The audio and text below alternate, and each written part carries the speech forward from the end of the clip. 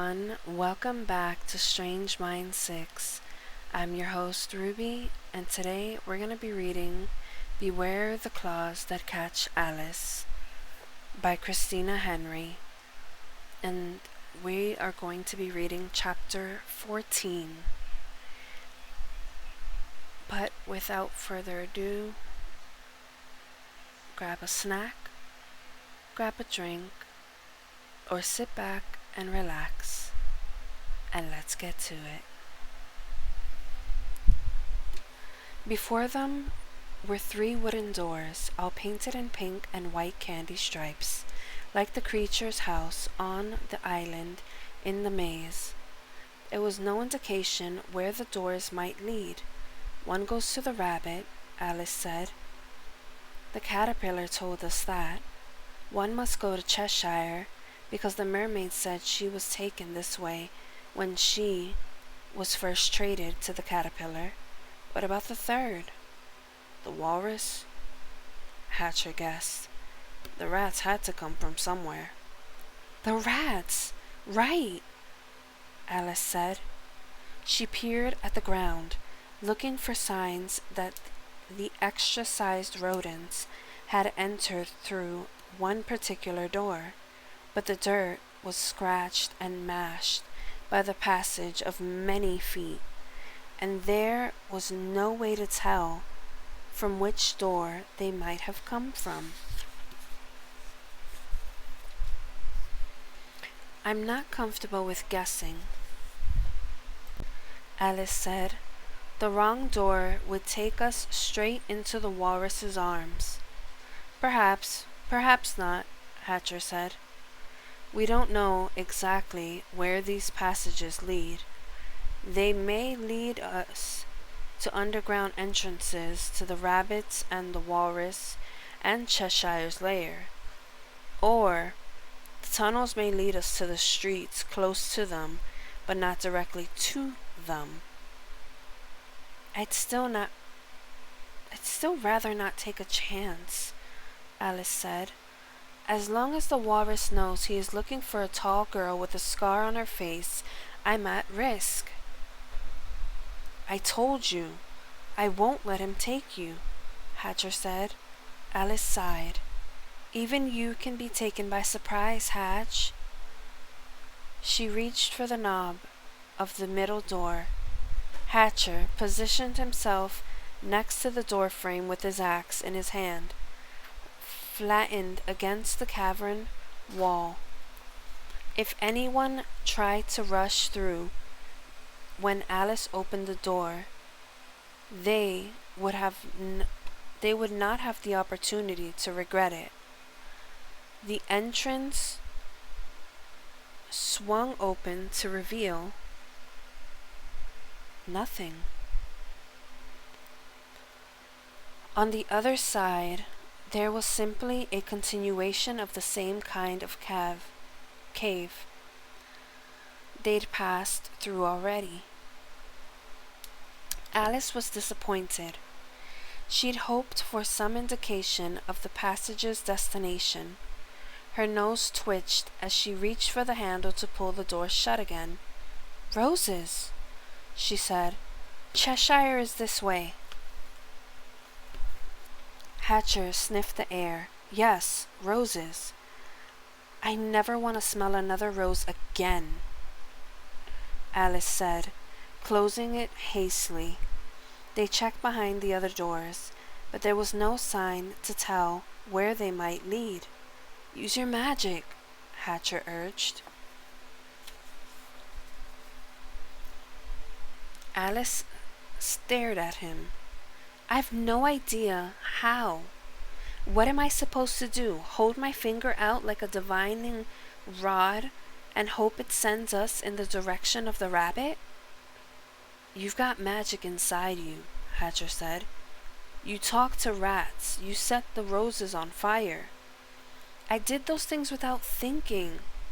Then don't think now, he said. That might be logical to Hatcher, but it didn't seem or make much sense to Alice. Still, She walked in front of the left-hand passage and did the only thing she could do.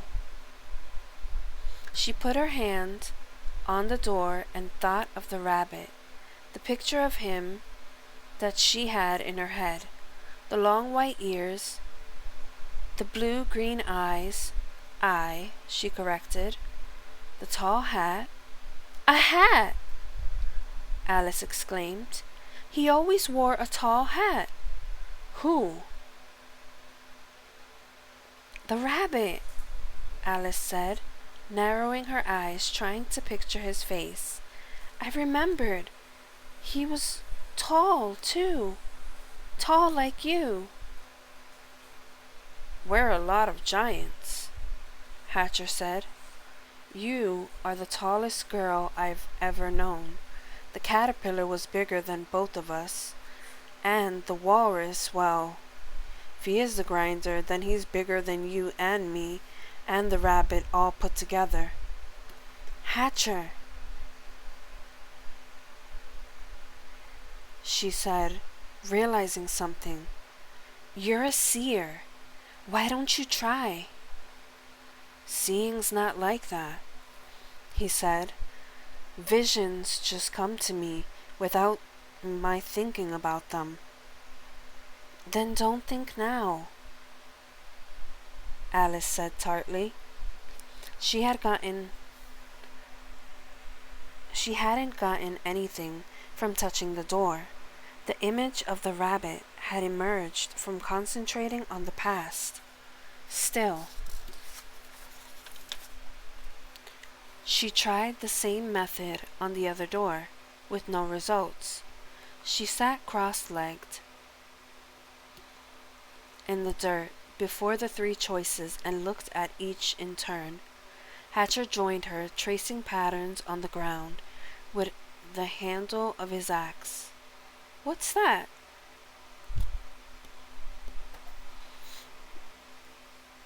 Alice asked, pointing at a coiled symbol he had carved on the ground. It looked like the pattern of a snail shell, spiraling inward.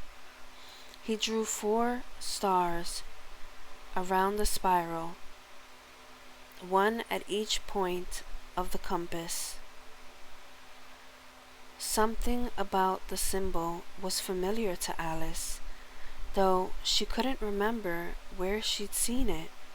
She touched the center of the spiral with one finger, and suddenly she was not there in the cavern with Hatcher.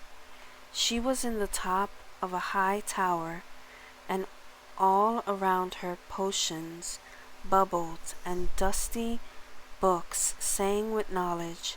Her hands were not her own any more, but the hands of a man much, much older than she. He held a blade as long as Alice's forearm and just as wide. It shone silver in the firelight, and the handle was glittering and black. Just under the hilt was the coil with 4 stars around it. She stared at the blade, and her heart was heavy, for she did not want to do that which she must. She did not want to destroy her friend, but he was no longer her friend. He was the Jabberwock now, keeper of dark magic, and dark magic had no place in this world. Alice? Hatcher's voice, coming from far away, like he spoke to her through a tube. She'd played that game when she was young, talking to her friend Dor, but Dor wasn't her friend anymore. Through a long, hollow piece of wood they'd found after a violent storm. It made their voices strange, gave them heft that their girl chirps didn't ordinarily have. Alice. His hands were on her shoulder, shaking. I saw the blade, she said, and opened her eyes. Hatcher's face was before her, and behind that The carved ceiling. What happened? You touched the coil and there was a spark, Hatcher said, helping her sit up. And then you went white and fell backward. I saw the blade, she repeated. The one we have to find, the one the rabbit has. We have to get it before the Jabberwock does. All these other things happening made me half forget. We're here underground, and the walrus might be rampaging, but the Jabberwock is stalking. Once he finds the blade, he will destroy it and take his lost magic, and then we won't be able to stop him. Hatcher nodded. Yes, we need to think of the Jabberwock and not our own troubles. Though our own troubles seem to mesh with our quest for the Jabberwock, at least a little. Still, the blade is the important thing, Alice said. Then which way do we go? I still don't know for certain, Alice admitted. Let's try the left and go cautiously.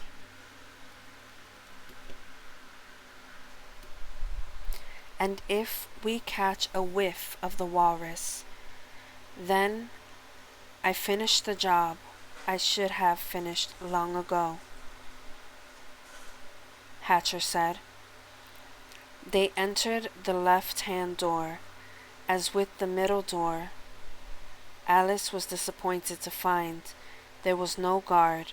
A guard would be persuaded to give up information. It was almost as if all those who used the passages completely trusted the other three. That might have been so, Alice considered. The caterpillar said Cheshire were friends, as were the caterpillar and the rabbit. The rabbit tolerated the walrus for the sake of the caterpillar. But the rats said that now the caterpillar was gone, the rabbit would side with Mr. Carpenter against the walrus. If that was so, then a direct passage to the walrus place seemed like an easy way to rid yourself of an enemy. After another long walk, all we do is walk and fight to break up the walking, Alice thought. They came upon another door. This door was guarded, though on the other side Alice and Hatcher heard voices through the wood, though they couldn't make out what was said. Which? Alice whispered in Hatcher's ear. The walrus or the rabbit? We'll have to take a chance, Hatcher said. It sounds like there are two of them. You silence yours, and I'll question the other. What a terrible, civilized way of putting it, Alice thought. Silence him, not cut his throat open with your knife, which is what Hatcher is actually asking me to do. They opened the door quickly, surprising the guards. Both men were at their ease, eating a meal from pails. Alice was upon her man before he was able to reach the spear and lay on his side. She silenced him, as Hatcher had asked her to do. The second man was quicker, off the mark, and gave Hatcher a moment of trouble. The result was that Hatcher lost his temper and the guard lost his head, and they had no one to question. Alice wrinkled her nose at Hatcher. I thought you wanted to ask him a question. I saw red, I know, Alice said. She pushed the man's legs out of the way with the toe of her boot. That was when she noticed the way the guards were dressed.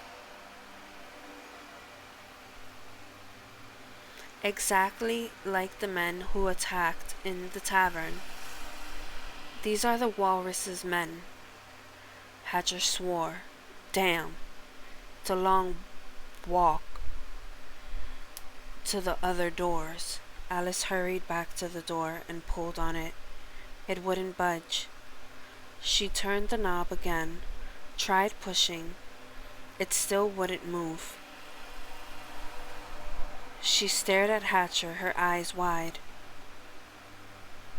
"We can't get out," she said. The first thrumming of panic had started in her chest. She did not want to meet the walrus. He frightened her much more than the rabbit, whom she felt somehow she was able to best. She had beaten him once, escaped him once, and she had survived much on this journey already. The rabbit was a boogeyman, but an old boogeyman, familiar and comforting in the predictability of his evil. The walrus was a horror not yet seen, a nightmare that she did not want to experience. She did not want to be eaten alive. Hatcher nudged her to one side, put some force into the door. Nothing. If I break it down, it will make a noise that might attract others, he said. Alice nodded. The tunnel curved almost immediately to the left after the small entryway, where the guards had been eating. She cautiously approached the curve and peeked around the corner. There was a set of steps that led upward a few feet from the turn.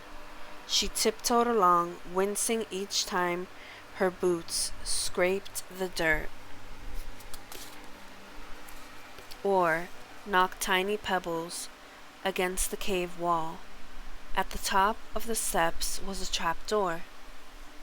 She returned to Hatcher and described the situation. "You'd best stand just past the bottom of the stairs, where nobody can see you," Hatcher said.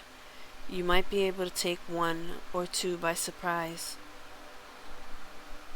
"How many soldiers do you think I can fight on my own?" Alice asked.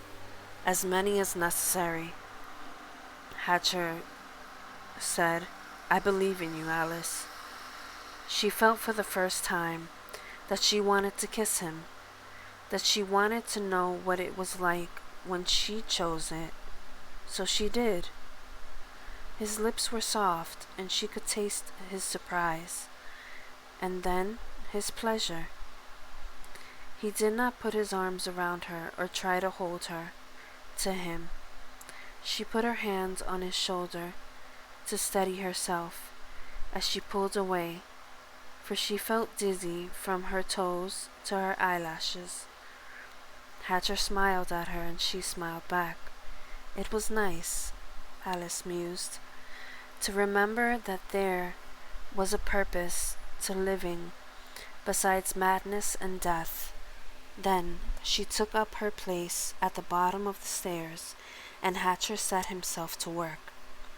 There was a great deal of noise as Hatcher threw his body against the door, with increased amounts of force. With every blow, Alice was certain that a dozen men would stream down the steps with murder in their eyes, but no one came. After a time, it became clear to Hatcher. It became clear that Hatcher was not going to break the door down. Alice went to him, put a hand out to stop him. Hatcher next took his axe from his jacket. The first blow left no mark on the door, but took a chip from the blade. Hatcher tucked the axe away without a word. Alice knew he wouldn't risk any more harm to his favorite weapon. "We can't get out that way," she said. She saw that he had come to this conclusion already, but that he still tried, perhaps driven by the thought of what might occur if the walrus discovered their presence. "We have to go up, Hatch," Alice said. "We have no choice. We can't stay down here.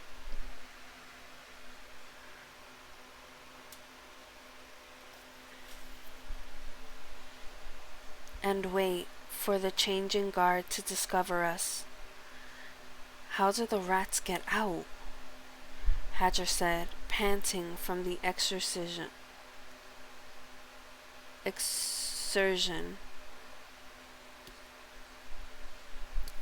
"They couldn't have come this way, but this way is the only way that we saw." "We must have missed something," Alice said. "A secret turning. Rats that size did not crawl from any tunnel that we missed," Hatcher said. Alice was inclined to agree. Still, the mystery of the rats' escape hardly mattered. Their own escape was paramount. Hatcher took the lead up the stairs. When he reached the trap door, he listened hard for any sounds or movements from above. Alice didn't hear anything, and after a moment Hatcher slowly opened the trap.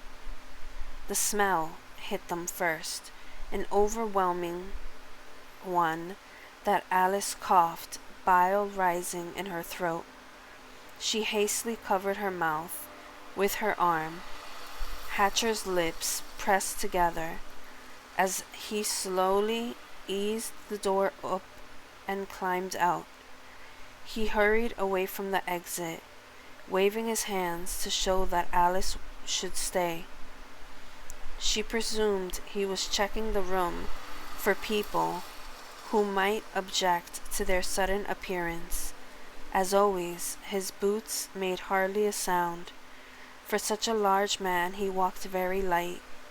Soon enough, he returned and gestured for her to follow him. "I'm not certain you want to see this," he said. He looked as though he wished to unsee it himself.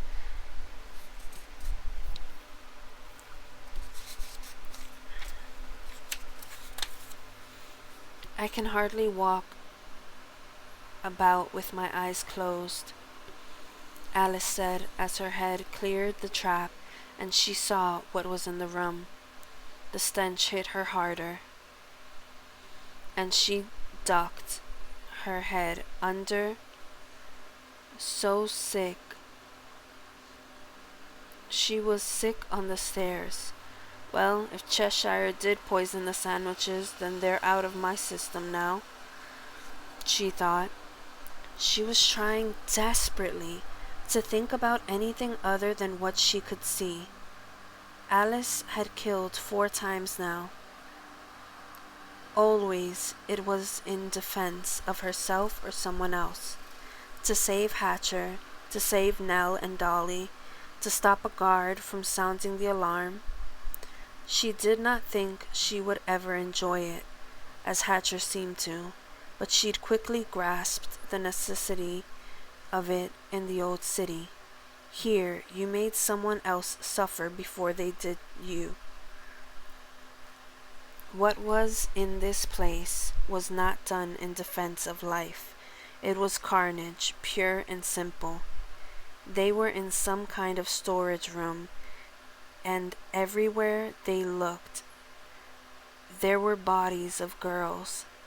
Alice could tell they were girls only because they were naked.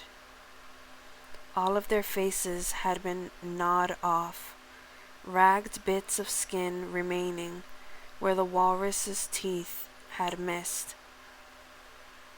There were bite marks elsewhere too, but Alice did not want to look too closely. She did not want to look at all. What kind of man does this? she said. She fought the impulse to hide her face. The time for hiding was over, she realized. She must see the monster for what it is. He's not a man, Hatcher said. No man would do this. Hatcher was angry, Alice realized, much angrier than he'd been on any occasion before, and that did not bode well. When Hatcher was angry, he tended to be more spontaneous. There's Dolly, he said, and pointed to a body at the top of the piles. That stupid girl. That stupid girl. Alice wasn't certain how he could identify the thing as Dolly, but she would take Hatcher's word for it. Yes, she was foolish, Alice said. She thought she would be rewarded for telling him about me and you. There was one exit other than the trapdoor. Hatcher went to the door and listened. There are people out there, he said. Sounds like quite a lot of people, actually. Alice joined him. It did sound as though there was a great deal of activity on the outside. Sorry about that. That was my dog. She was alerting me that the door was someone was knocking at the door. But let's continue.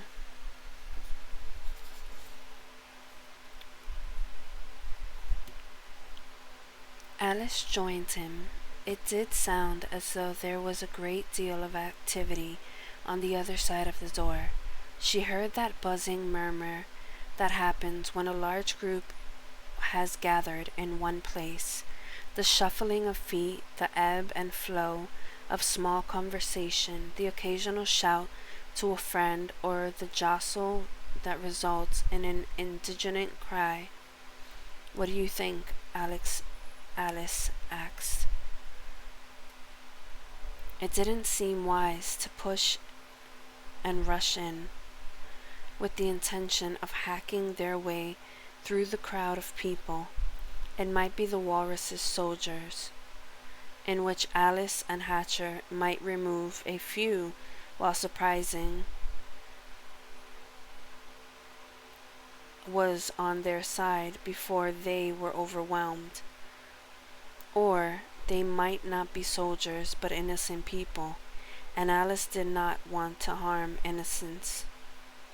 Though, really, she thought, anyone who is near the walrus can't possibly be innocent. He's a criminal.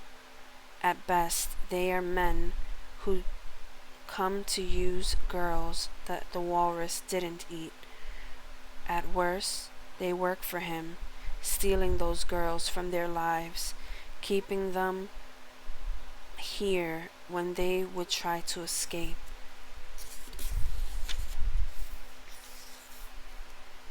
Wait, Hatcher said. Listen.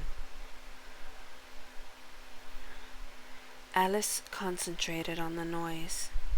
Through the door, the crowd had quieted, and an announcement was being made. She couldn't quite make it out, but the crowd roared in response, cheering and clapping. A moment later, they quieted again, and the same procedure repeated. It's a fight ring, Hatcher said, pulling his ear away from the door. Alice, this is perfect. We only need to slip into the crowd, and then follow when they leave. There must be an exit nearby for such a large crowd to be present. Alice hesitated. What if there are simply those who work for the walrus, not men from the outside? There's no assurance of an exit then.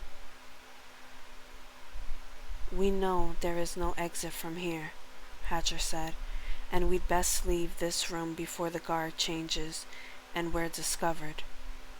What happened to your cap? I must have lost it somewhere. I didn't notice. There have been so many strange things happening. Your face is so distinctive, Hatcher said. Take mine. It's easier to cover up your scar with. If we are fortunate, the room will be hidden in shadow. Alice pulled the cap over her eyes. The plan was very risky, but it did seem they had no other option available. They must leave this room before they were cornered. The crowd roared on the other side of the door, and Hatcher judged it time to slip inside. His choice was a good one, as the men standing just on the other side of the door were preoccupied with the action below in the ring. Hatcher immediately scuttled along the edge of the horde, distancing them from the door to the underground tunnel. Alice's scarred cheek faced the wall, which was lucky because anyone who glanced at her would not be able to see the distinctive mark. The room was arranged like a round arena, with wooden benches stacked on risers above an open center. It reeked of sweat and tobacco and desperation as men shouted themselves hoarse in favor of the fighter they'd bet on. Girls in various states of undress roamed through the crowd, offering trays of refreshments for sale and a peek of the other merchandise in offer. Alice thought angrily as several of the girls were groped by drunken men. In the fight ring was a skinny man, ropey with muscles, wearing only an eye patch and a pair of ragged pants. His opponent was... Alice stopped and stared. Hatcher realized she was no longer behind him and went back. "What is it?" he asked. "A rabbit," she said and pointed. Skinny Man's opponent was indeed a rabbit, a large white rabbit with pink eyes. His fur, probably once fluffy and raw and soft, was matted and covered in copper stains like faded blood. Hatcher frowned. "Not the rabbit, the one we're looking for. No. He must be another poor creature given Cheshire's growing potion like the rats." The man danced and spun and struck the rabbit, who returned the blows only half-heartedly. Even from the distance, Alice could see the sad, broken expression in his eyes. Then the whip came out of the darkness, striking the white rabbit on the back, and she saw the man who held it. He was indeed monstrous, though not in the way Alice expected. Dolly's description had given her an impression of someone so enormous he could not move, a massive bloated blob without form or feature. The walrus was not like that. The walrus was very tall and powerfully built, a mass of muscle slightly gone to seed. His belly was large, reflecting his appearance and appetites. But his arms were twice the size of Alice's legs put together, and his legs were twice his arms. His face was partially hidden in the shadow, though Alice thought his eyes glintly in cruel amusement as the rabbit fell to the ground. Damn. Now she could see the striped marks of blows, old and new, on the rabbit's back, and her heart ached. The throng of men shouted for the rabbit to rise again. and as he did, the skinny man punched his pink, twitching nose.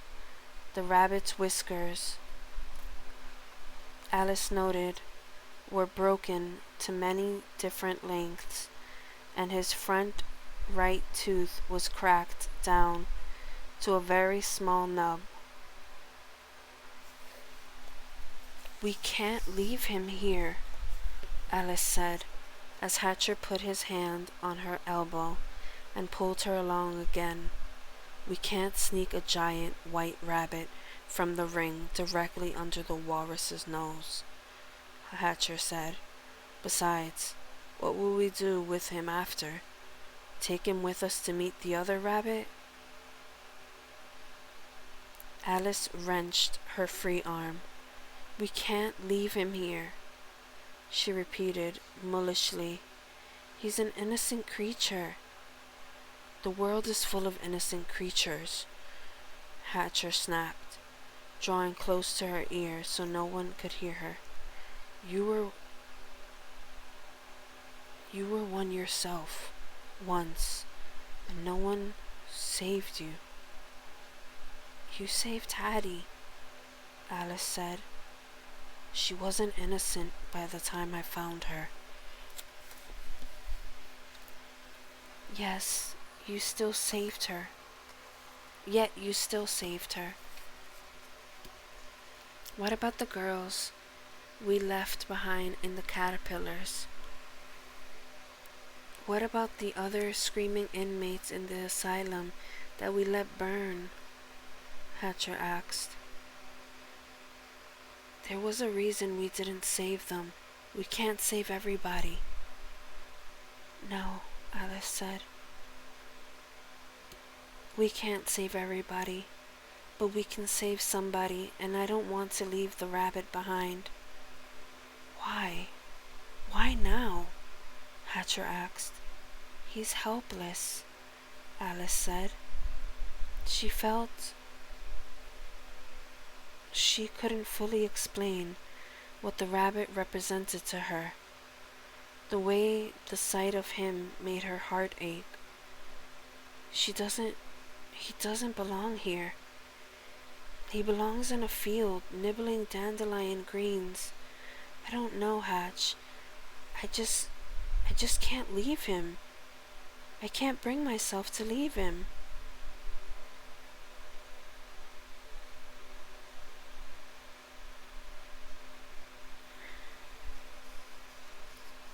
Hatcher sighed, his green eyes full of some unidentifiable expression, something like amusement and frustration, and love and anger all mixed together. "I knew one day you would find your line, Alice," Hatcher said. "I just didn't think it would be right now." "My line?" "The line that you won't cross. You won't leave the rabbit. You won't cross that line." Hatcher folded his fingers together and cracked his knuckles. "I suppose this has been coming for some time. I didn't follow my own advice."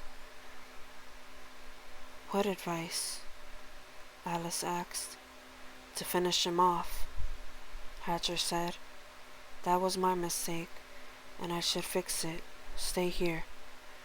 He pushed his way through the mob until he was almost to the bottom bench. Then he kicked a man in the back so that he fell forward.